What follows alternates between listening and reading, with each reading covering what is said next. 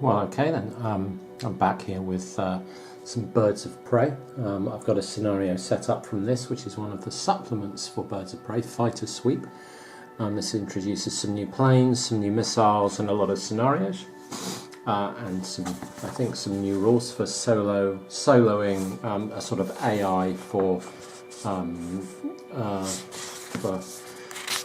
if you want to solo against a simulated opponent, it's got rules for that as well. These SOAR rules, blah blah blah blah blah. Haven't checked those out. Not doing that. I've got a scenario set up here called an eye for an eye, which is in here.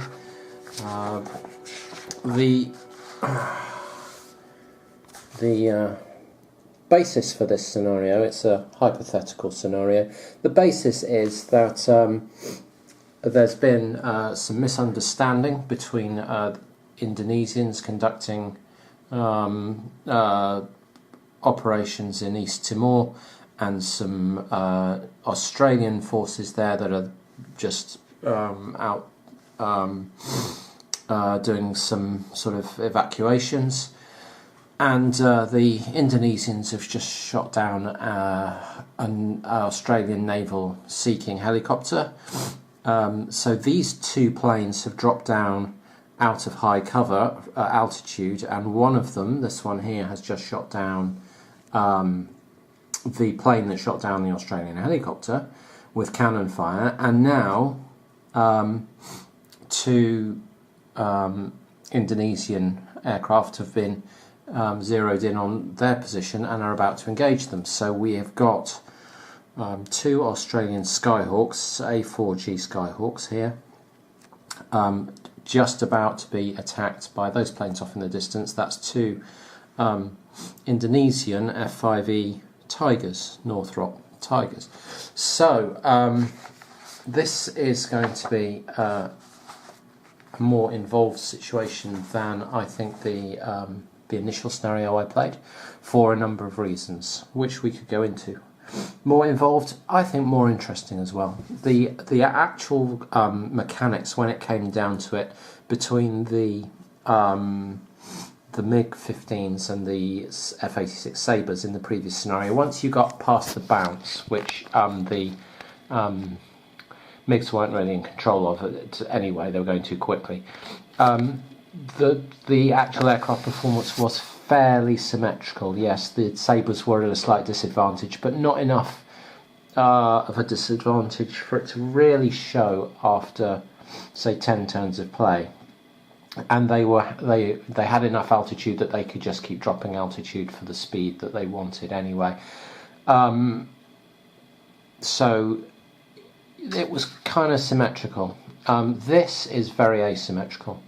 What we've got here, you've got a Skyhawk there. You can see from the coloured blocks it's got two light blue and two white. That means it's at, well, each light blue block is 1,000 feet, 5 altitude steps, and each white is 200 feet or 1 altitude step. So it's got 12 steps, which is 2,400 feet. So it's at very low altitude. You've got these two Indonesian planes over here. You can see they've got a 25 block, so that guy's at 25, 30, 35, 36 steps, so that's 7,200 feet by the looks of things, and that guy's at 33 steps, so that's 6,600 feet. So they're coming in fast at about 7,500 feet. The Australian plane here is at just over 2,000, and his cover all the way over here has got 75 steps under him, and so he's at 15,000 feet. So we've got a lot of distance, we've got a lot of separation vertically between the two Australian planes here. We've got quite a lot of difference between the actual planes themselves. The F5E Tigers that are coming in, these are, well, they look to me like quite lightweight powerful. They've got afterburner engines that can kick out a lot of power, especially at this altitude. It won't be until I start playing that I start really getting a feel for what their drag's like, but it doesn't look that high. Their power looks reasonable, but their safe load on their wings, given their weight, it looks like they've only got about 6.5 safe load. They're weighted about wing load of about 70, so they can pull 6.5 G safely before they start taking stress effects on their planes. That's not that much. I mean, the pressure suits and the G training they've got will easily handle that, so the planes haven't got that much. These Australian Skyhawks, and I've printed out a separate thing for them. There's one under here which is the A4H, I think. Yeah, but I've had to print out the A4G, so it's in black and white. This doesn't have afterburners, and the power's nowhere near as good as a Tiger, as a F5 that's got its afterburners on. But the wing loading on these is only 50, so they can pull 9 G turns safely, but they obviously won't have the power to be doing it that much, so they've got much more manoeuvrability, but not long-term manoeuvrability. I think the F5s might have more power over the course of the game, but not as much immediate capacity to turn. Obviously they've got an altitude advantage over one plane and not over the other.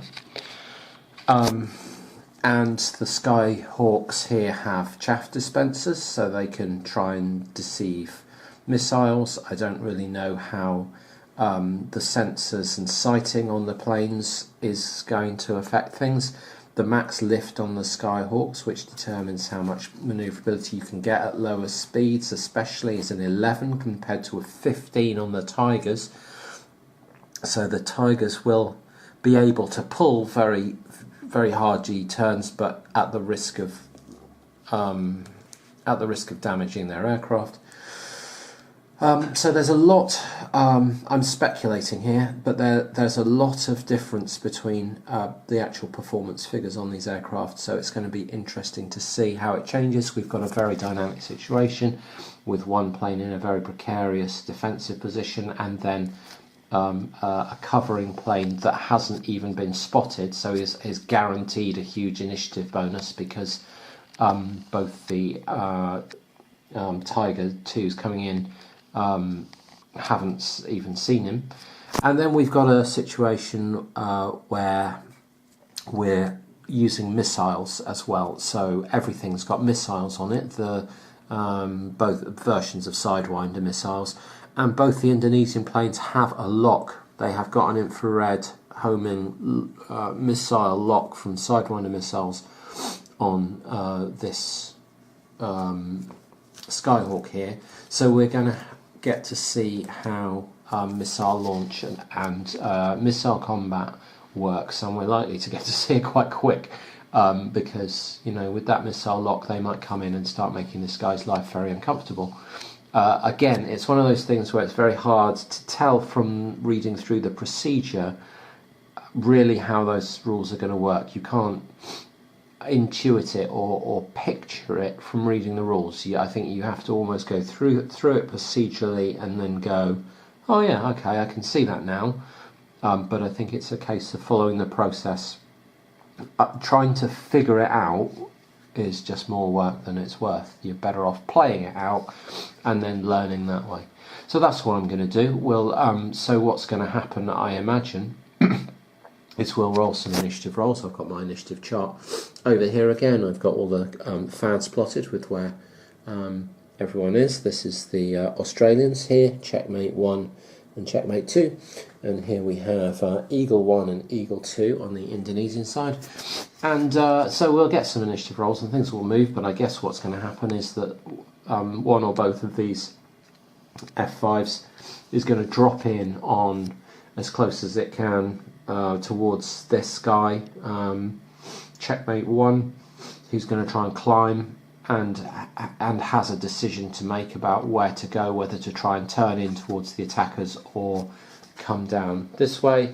Or just keep climbing over there, or, well, he's got to see, he's got some tough choices and none of them look particularly appealing. Anyway, I suspect he's going to do that, and whatever he does, at least one of those tigers is probably going to put a sidewinder towards in his vicinity, and we'll get to see what happens. So yeah, that's the lie of the land here in this second scenario that I'm playing from Birds of Prey, and I really like the play of this game.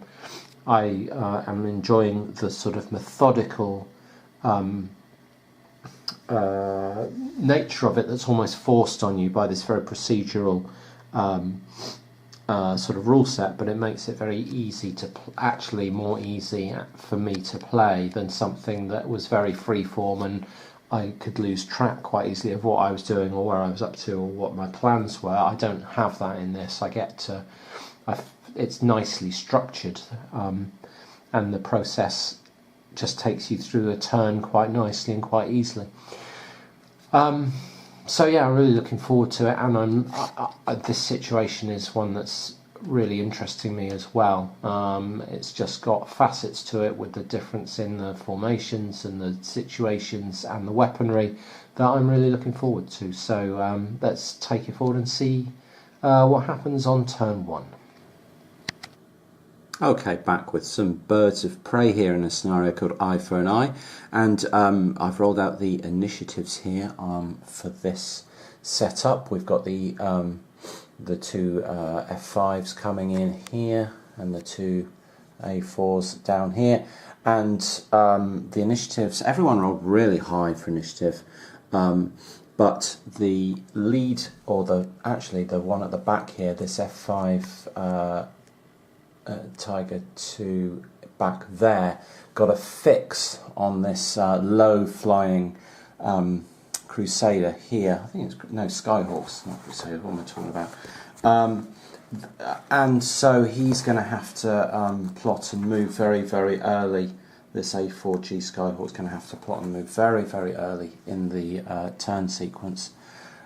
So we can see that down here where the first Indonesian plane is going to have to plot, but then this Skyhawk one's going to have to plot and move before the other plane even plots, and this guy's going to plot, but being undetected is going to move last. So I've got a little bit of work to do to work out quite how I structured this, but I think what I'm going to do is plot the first F5, then plot and move this guy so he's done, plot that guy, and then start dealing with these, and then move him last. So yeah, it's quite easy to work out with 4 planes quite how you have to structure it. Yeah,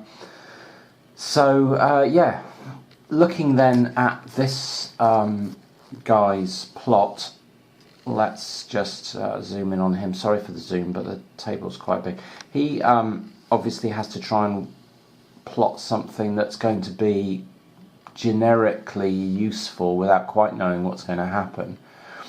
Now, both the Indonesian fighters incoming have missile guidance on this guy here, so he wants to try and set himself up in a useful position for a shot. We can see that this guy's climbing, we can see he's headed roughly over here, so we can tell that he's going to end up somewhere in this area. So the natural thing would be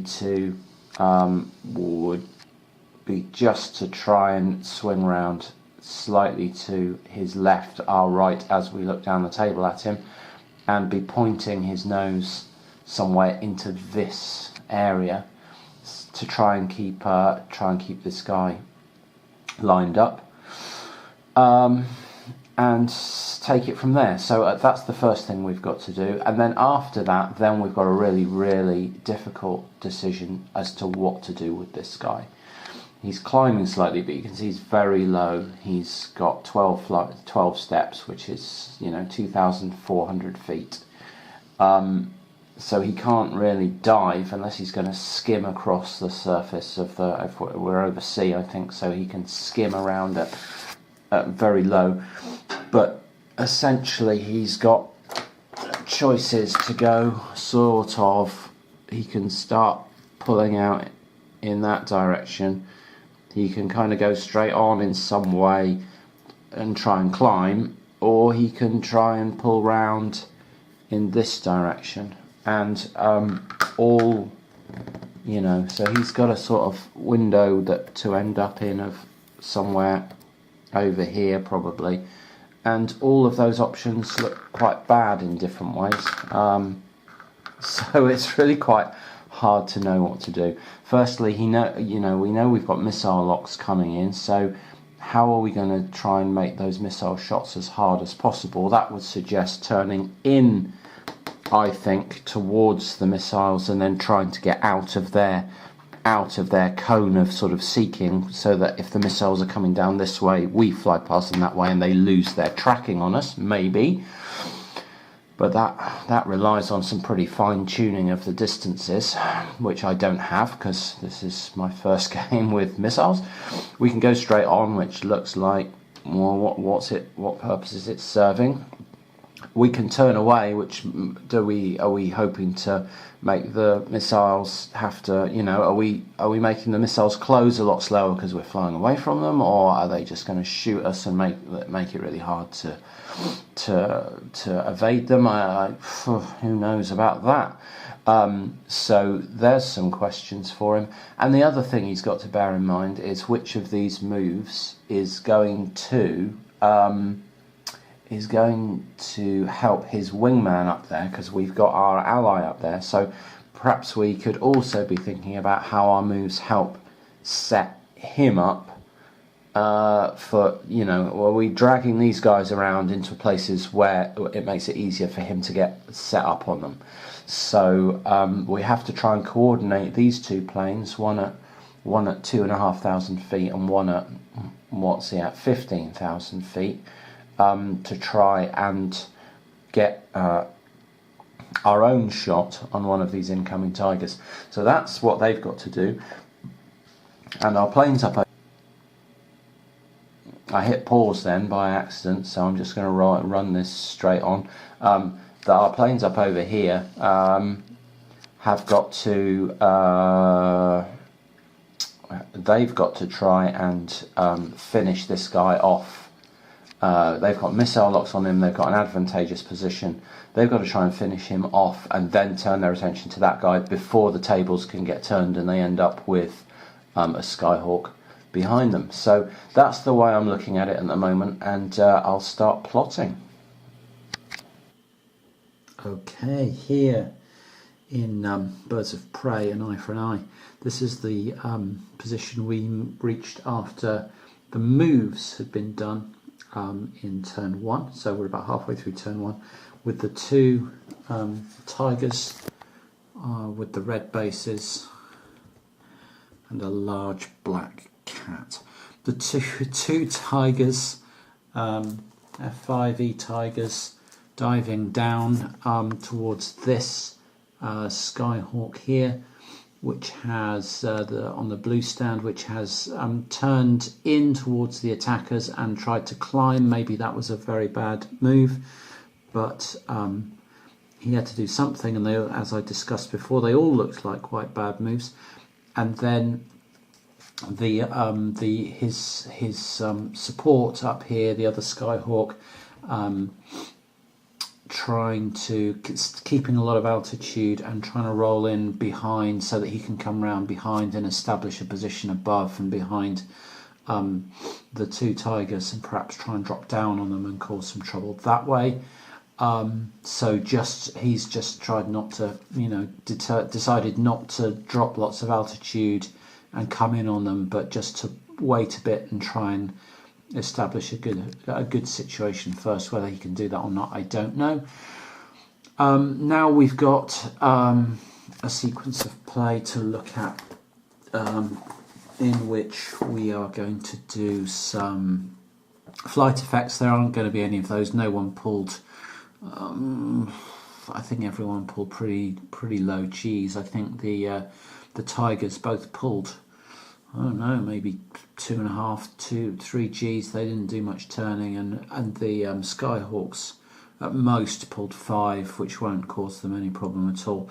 So I don't think we're going to have flight effects, spin recovery or departure to do.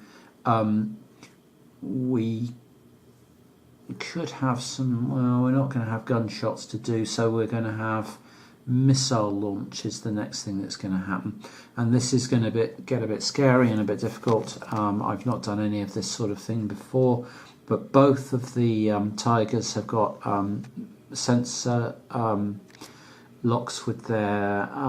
They have got Sidewinder.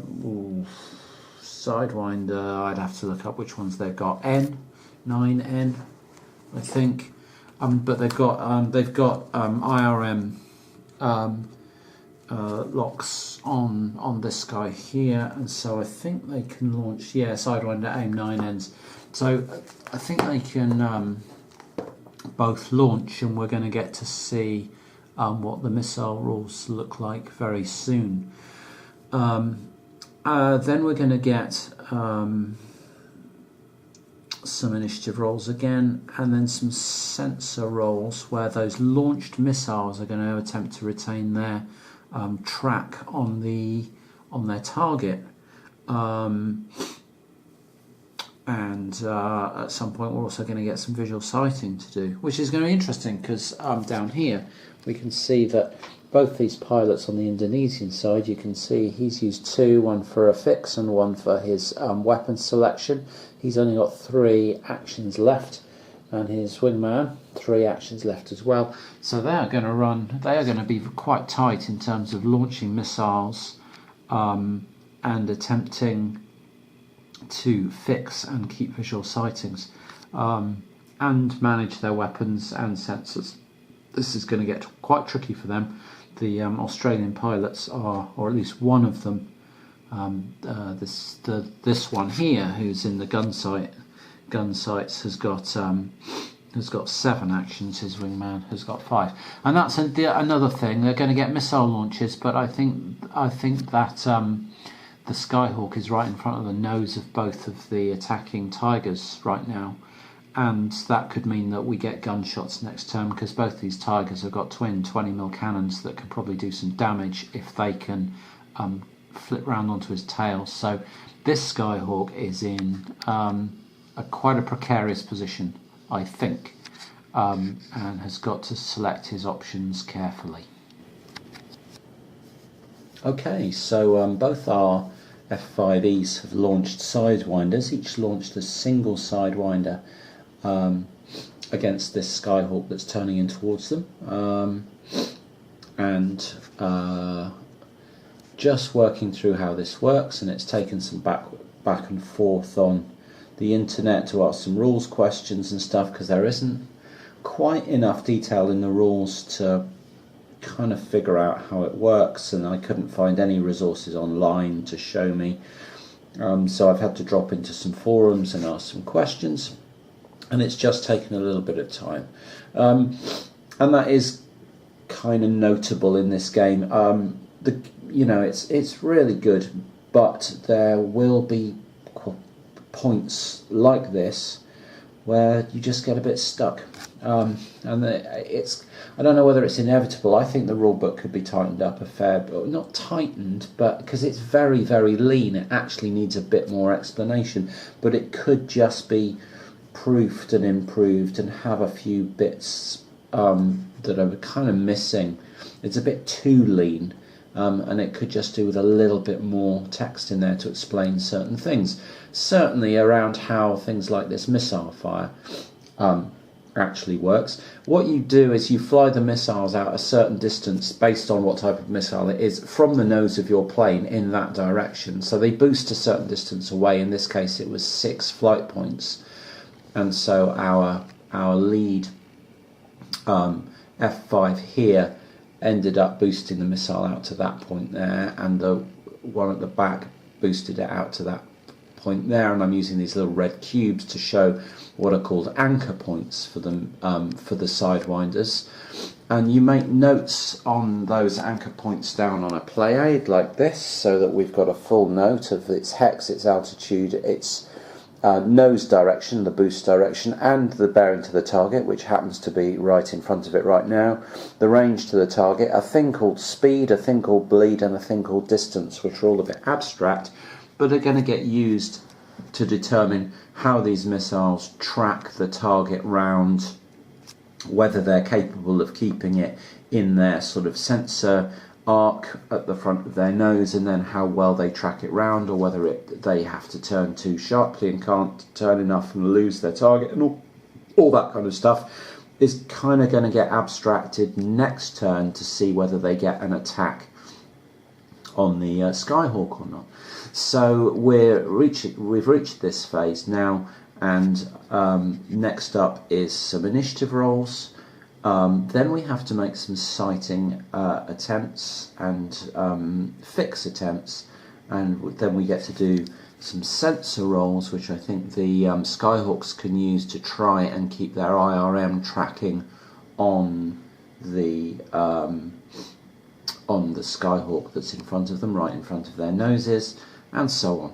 However, one interesting thing that's going to happen here is that you'll see that both of the Eagles F5, they're called Eagle 1 and Eagle 2. I keep getting the names of the planes wrong. They're like Tigers, I think.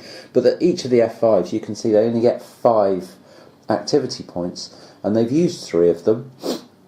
A fix attempt, a hands-off switch action, and to launch an offensive cockpit action to launch missiles. They've both used 3. The hands-off switch action will mean that trying to maintain their tally on the enemy plane will cost 2, and so they are in a real action economy bind, because if they spend those 2 this turn trying to maintain visuals, a tally on that aircraft, I don't know if they're going to have enough actions. That's going to cost them their last 2. So then it's a question of, well, how are they going to maintain sensor track? Does that require an action? If they fail a first attempt to maintain a tally, they're not going to have any actions left to try again, you know. So they are in some difficulty at this point. Although they've got very much the offensive edge here, they're very much running out of actions to maintain it going into next turn. So they're going to have to, I mean, they've got to try and maintain the tallies, but I don't think they're going to be able to maintain a missile locks, their sensor locks, because I don't know if they're going to have, yeah, like I say, the actions, these pilots are crap, -1 and -2 level pilots, haven't got the actions to maintain this offense over, you know, multiple turns, so they may have to back off, and they may not find themselves not able to do much, or they may have to look for a gun attack next turn, not you know, try and close in, hope the sidewinders force the defending Skyhawk to do something that it doesn't really want to do, and look for a gunshot next turn that doesn't require the sensors. So that may be their best plan, given the inexperience of the pilots and their inability to juggle all these electronic systems in the you know, very quick moments of battle going on. And of course they're being stalked by the Skyhawk's wingman over here that they're not even aware of. So yeah, only turn 1, but lots of interest in the position to see how things go. Okay, I've made a little mistake in describing the action usage of some of these 2 F5 planes. So they had used fix attempts, but that comes in a sort of pre-game initiative phase before you actually start the first turn. So I was able to use that activity point for a fix in this turn, essentially crossed it out and then wrote it back in again, because they both wanted to make fix attempts to try and retain control of the initiative, and they have managed to do it. So Eagle 2 failed in his fix attempt, so he's not fixing, but he's not fixed either. But Eagle 1 again managed to get his fix on Checkmate 1, the plane right in front of their nose here, and that means that again Checkmate 1 is plotting and then moving before Eagle 1 even has to plot. So we've got Eagle 2 plotting, Then we've got Eagle 1 plotting and moving, then we've got Eagle 2 plotting, and then we've got a plot and move for 1, and so on. And 2, who's not even been spotted yet, is going to obviously move last, but is going to have to plot. Well, he's going to plot last as well. No, he's not. He's going to plot third, because 1's going to plot last. Eagle 1. So that's our initiative sequence now, and now we've got attempts to maintain visual spots, and that's going to be difficult. These guys cannot afford to lose visual sighting of their target. They shouldn't do. This is a pretty easy spotting attempt, but they don't have the activity to also search the skies for this guy, so they're just going to have to remain unaware of him and let him get on with the business of trying to make their life miserable, because they simply don't have the opportunity to spot him. And they want to stay on this target and down him, because that will make their defence against this guy much easier without this plane to worry about. So yeah, that's our situation. We're coming into the visual sighting, and then sensor phase is a bit of admin, and we'll be into turn 2.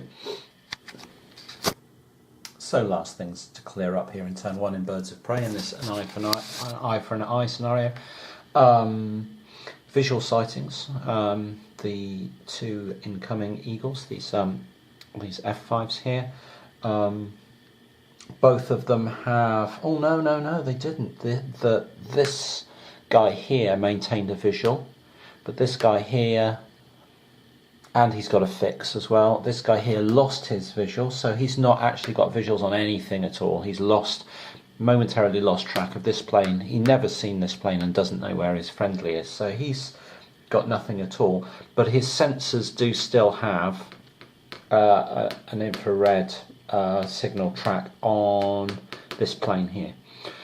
This guy has still got a visual on the target and a fix on him here. No awareness of this guy, no awareness of his friendly, and his sensors also still have an infrared target on this plane here.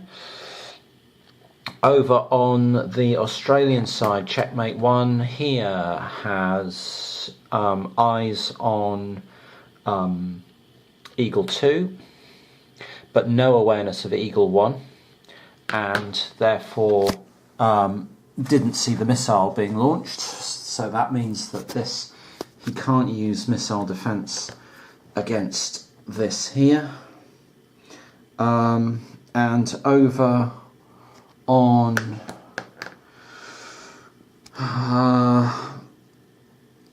over here, this guy, Checkmate 2, I need to double check that I've not messed up. What did he start with ties on? Because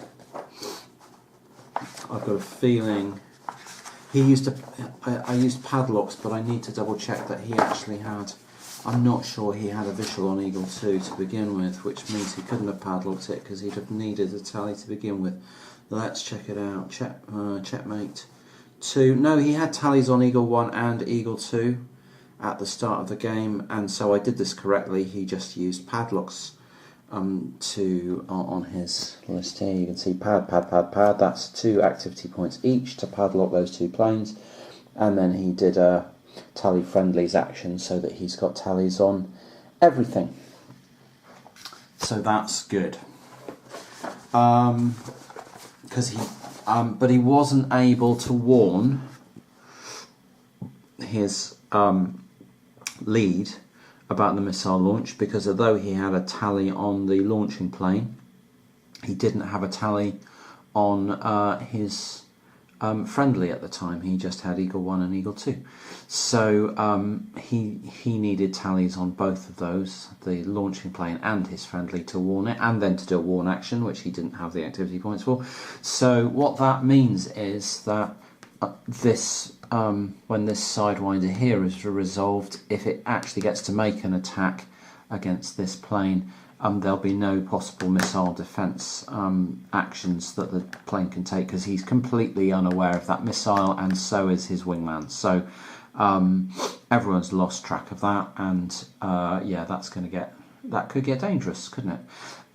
So here we are, end of turn 1. with 2 sidewinders in flight. The incoming F5's still with infrared locks on the Skyhawk, and we'll go into turn 2.